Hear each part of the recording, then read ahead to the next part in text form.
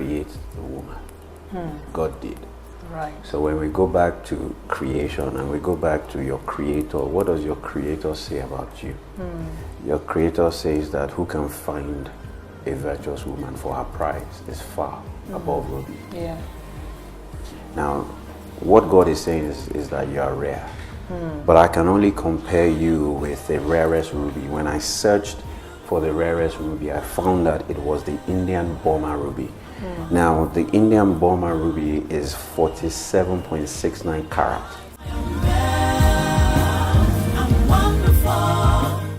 Hello everyone, welcome to another exciting episode of The Belle Show.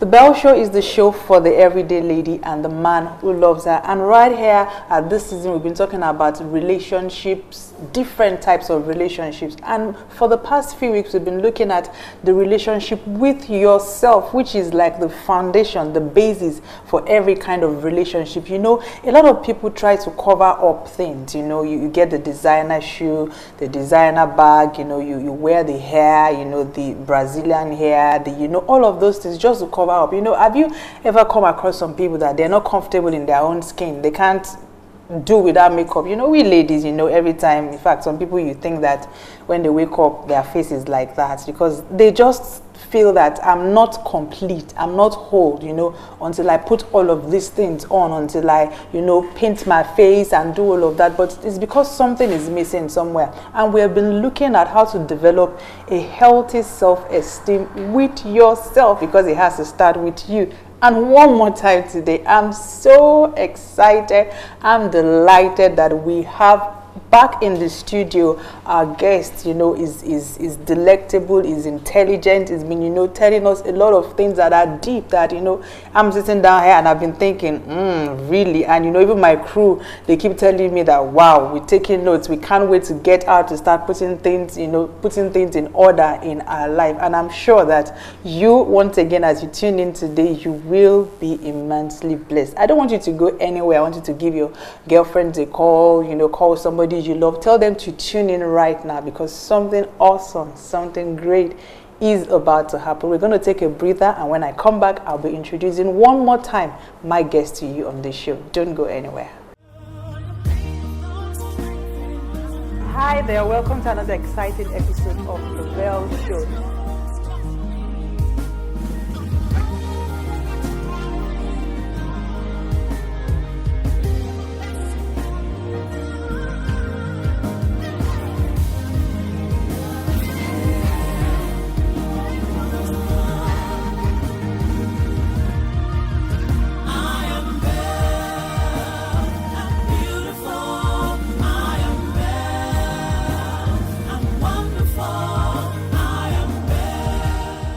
You're welcome back. Like I said earlier on, we're still talking about having a healthy relationship with yourself, because this is foundational. And a lot of people have, you know, negatively affected other people's lives because they don't have a healthy relationship with themselves. And you know, we've been looking at this topic in detail for the past few weeks, and I'm delighted, like I said earlier on, to have back in the studio with me, they call him the Catalyst, and he's Africa's premier life, mind, emotional, behavioral change coach. He is Mr. Larry Olushola. Welcome back once again into the studio. I don't know how you do it, but you keep getting me back. Thank you for inviting me. Yeah, I mean, there's something that we're drawing out of you, and, you know, we just have to keep drawing until we get as much as we need. And, you know, the feedback we've been getting has been awesome. You know, even right here in the studio, people have been contacting us that, wow, they have been really, really getting change, you know, insights, things that they never even thought could be, that is actually what, you know, has been happening to them. And I'm sure a lot of people are even wondering, okay, Mr. Larry Olushola, coach, all these things. Tell us exactly, you know, what you do, and a little bit more about yourself. Wow. Where do we start from? Well, you know, principally, our promise of value is helping you move from where you are to where you are designed to be, where you deserve to be, and where you know, desire to be. In that transition from where you are to where you desire to be, or deserve to be, or designed to be, we found out that there are many obstacles. Right. And the greatest obstacle is in the mind. And so we help you sort out your mind dynamics. We help you sort out your thoughts. We help you sort out, your beliefs, your traditions, your culture that get in the way of you being all that you were born to be. We help you discover the full essence of who you are, maximize your potential. And we help you look at life holistically from the 12 dimensions of life, which is your health and well-being, your achievement, contentment, and peace. Work, career, and your business, your relationship with people, colleagues, social relationships, your energy and passion. We help you also look at your sense of security and spirituality, your fun and recreation and rest, Right. self-esteem, self-confidence, self-belief, home and family, your financials, and your relationship with your spouse, helping you look at life holistically, approaching life holistically so that you can maximize your potential. A lot of times we try to cover up the lack of self-confidence with things, with getting another job, getting another degree, wearing expensive shoes, the cars, and all of that. And what just came to my mind was Nicodemus. When he went to meet Jesus, he was fascinated about the things Jesus was doing, and he was like, wow, how can a man do these things? How come? What is it? How did you, what course did you go for that made you to be doing all these things? There must be something, And Jesus Christ looked at him and said, it's not about the doing. Don't get it twisted. Except a man be. And a lot of times we, especially we ladies, think that we can cover up the real issues with things.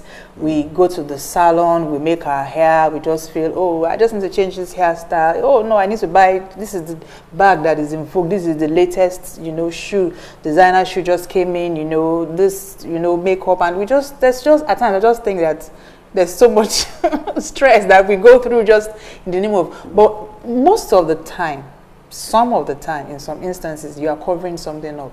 Yeah, trying to suppress a feeling that you are feeling.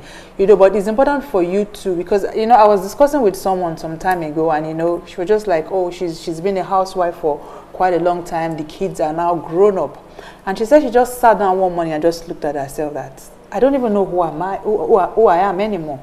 It's been so long. Where do I start from? What do I want? Who exactly am I?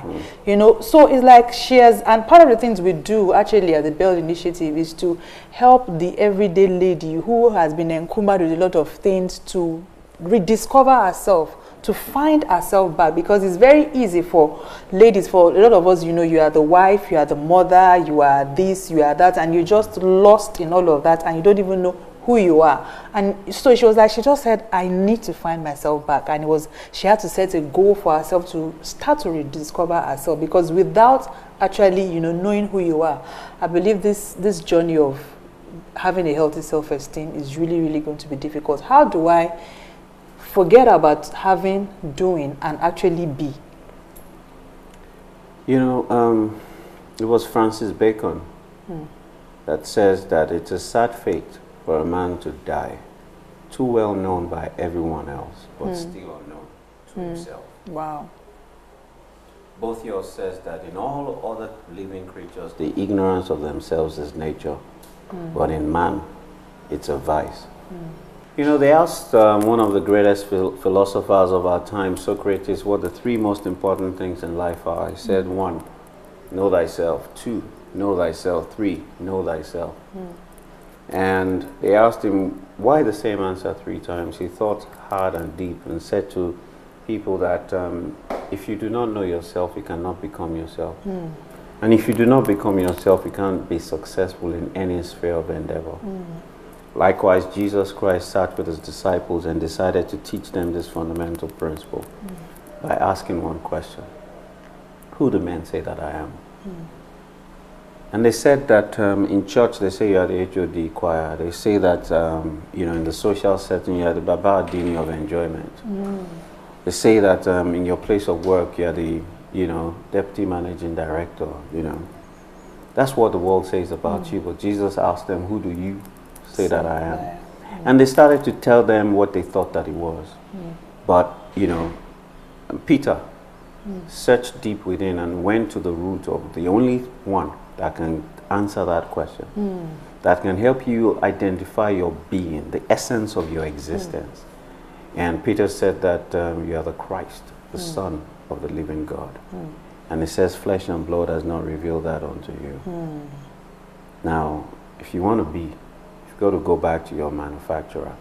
Now, the guy that manufactured this wristwatch knows the intention, the full function, and how to fully optimize this wristwatch. Likewise, your creator knows how to fully maximize your potential. He knows the true reason why he created you. Every gift within you, every talent within you, every passion within you, every resource that he has loaded into you. So you go back to your manufacturer and you ask him a couple of questions. Right. Lord, who am I? Lord, why am I here on earth? Lord, what solution was I born to be? What problem was I born to solve? What are my innate gifts, talents? What am I passionate about? The person that I'm born to solve their problem, where are they? What problem specifically was I born to solve? Right. What is the best medium for me to reach them, access them, and begin to commit to solving their problems? What language do they understand? And how can I package my solution such that it will not be despised? For the Bible says, do not cast your pearl to the swine. And so when you begin to seek for answers, the Bible says, if you seek, you will find. If you knock, the door will be open. And if you ask, he shall reveal unto you. God has been waiting for you to ask him these questions, to seek answers to these questions, because that is the reason why you're still alive. If your purpose is not relevant, you'll be dead. True. And so That's for you true. to still be alive, your purpose, the essence for your existence, and your being is still relevant to humanity.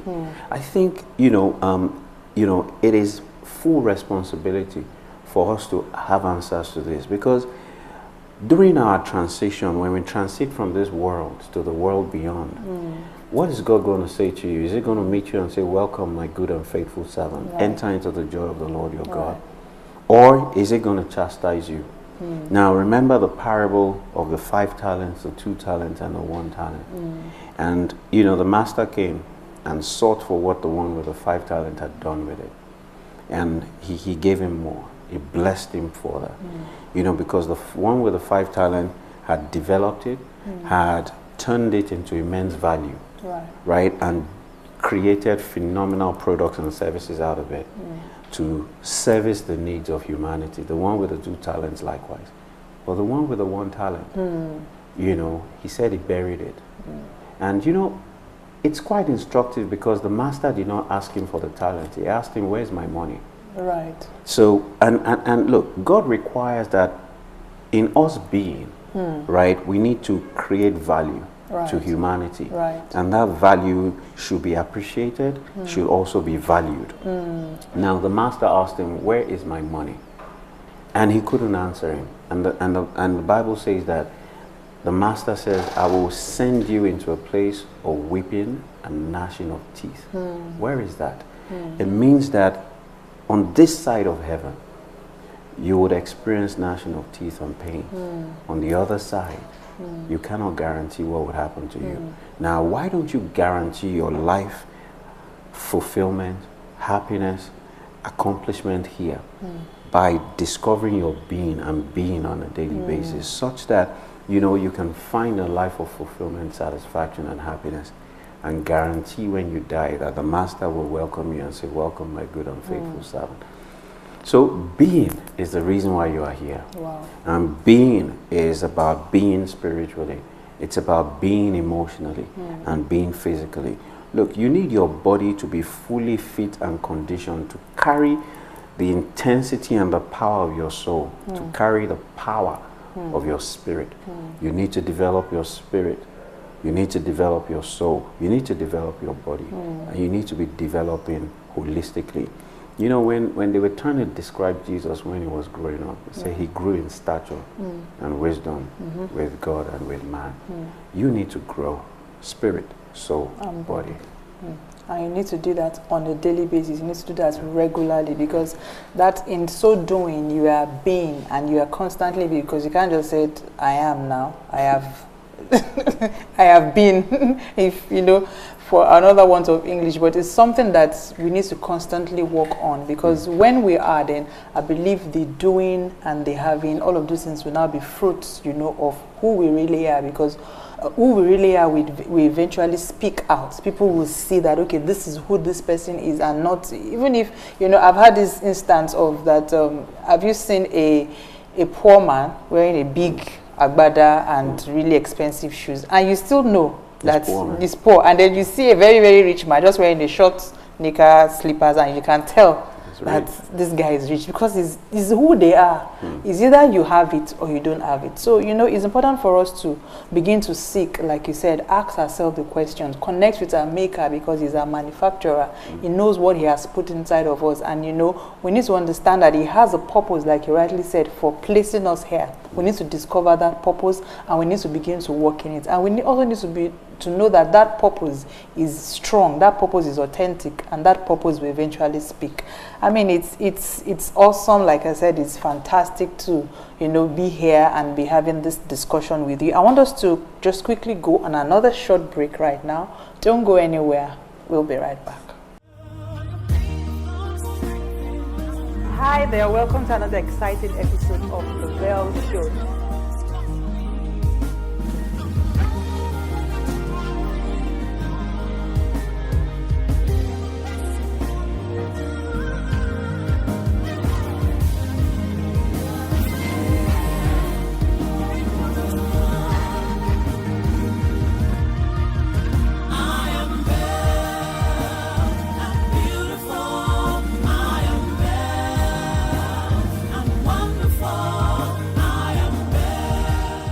Wow, you're welcome back. I'm sure you're already getting a lot of insights that will help you be a better you, because indeed there is more to you that you can see, and everything that has been a stronghold so far, everything that has been limiting you from moving ahead, I believe that by the power of God and by the grace of God, all of those things are coming down, and you have the strength and the power to actually be, because you need to be all that God has ordained for you to be. Once again, thank you so much for, you know, being here and for sharing with us over the past few episodes. I personally have been getting blessed immensely, and like I said, even my crew, everybody here in the studio, they're like, wow, wow, wow, wow, wow. So really celebrate you, celebrate the grace of God upon your life. I mean, as we begin to round up, you know, part of the things that we want to do this season is to see how I can be a blessing. So I've sorted it out. Okay, I need to find myself, I need to discover myself, I need to make sure that I maintain a healthy self-esteem. But I'm sure there is something I can do, since now I know that having a healthy self-esteem, having a healthy self-relationship is important to every human being. You need that as a foundation to everything that you do. Is that something I can do as a mother, as a wife, as a husband, as a colleague, as a friend, to help that other person, you know, maintain or boost? Because I can't help them develop a healthy self-esteem, but I can, you know, help them boost it. I can help them maintain it. I can do something that would, you know, harness what they already have. Oh yes, the very first thing is to understand people's love and appreciation language. Right. You know, and with children we call it their developmental and esteem language. So there are people that are visual, there are people that are kinesthetic, there are people that are auditory tonal, and there are people that are auditory digital. Right. So visual people paint a picture of who they are. Not who they were. And paint a picture of, you know, who God has created them to be, and always share that picture with them. Right. The people that are kinesthetic, that are feeling people, you know, let them feel the essence and the power of who they are. The people that are auditory tonal is words of affirmation. Speak it into their ears. Right. You know, send them a text. You know, send them an email, and let them constantly hear it from you. Who God has created them to be. Don't say you will be. Faith calleth the things which be not yet, as though they already existed. Speak to them as if they already are. Yeah. When they do something that seems to be contrary to that image or that person, but this is who you are. I believe that this is who you are. And constantly highlight that. For people that are auditory digital, they like to make sense of things. Sit down with them and let them understand who they are. Right. Let them begin to own it and make sense of it. And when you begin to live your life that way, constantly positioning to make people feel good about who they are, the truth of the matter is you will begin to feel good about yourself. Wow. And you also will constantly begin to process things positively, such that your life is driven by positive mental attitude, which is critical to success in any sphere of endeavor. That is really, really, really intriguing and insightful. We always want to take a few questions, and I believe we have a little bit of time to take that today before we round up. So if you just indulge us as we take the questions. I am Belle, I'm beautiful, I am Belle, I'm wonderful, I am Belle, I'm delightful and graceful, I am a gift to my world. I am Belle, I'm beautiful, I am Belle, I'm wonderful, I am Belle. That's very powerful because, it begins to go back to the previous series that we were in. Your unconscious mind that controls 90% of everything you do cannot process negative. So over the years, you've said to yourself, I'm not going to be like my father. But what begins to register is your subconscious deletes the not. So it says, I'm going to be like my father. Wow. So every time you see your father, you think, I'm not going to be like my father. The not is deleted. You are affirming it. I'm going to be like my father. Then, it says that he has inherited. What he has inherited is his father's beliefs. I say to people, you don't inherit a disease like that. You inherit a behavior, a belief that manifests in that disease. Right. So if you continually live that belief and that behavior, you too will have that disease. So high blood pressure is, for example, a condition that is triggered by a set of beliefs and a set of behaviors. Now, over the years, you have seen your father do it. You've grown up in an environment, and so you have imbibed that belief. You have imbibed that behavior. What do you think will be the outcome? It will be the same thing. So, you know what? If you want to cut, that inheritance, as you have said, right? Identify the beliefs that are not producing right. Identify the behaviors that are not right. What are the habits? Change it to the positive opposite. And this is very, very critical. If you identify a behavior you don't want, ask yourself what beliefs and what beliefs are creating it. What values are creating it. Change the beliefs and the values. Then the corresponding action or the outcomes will change.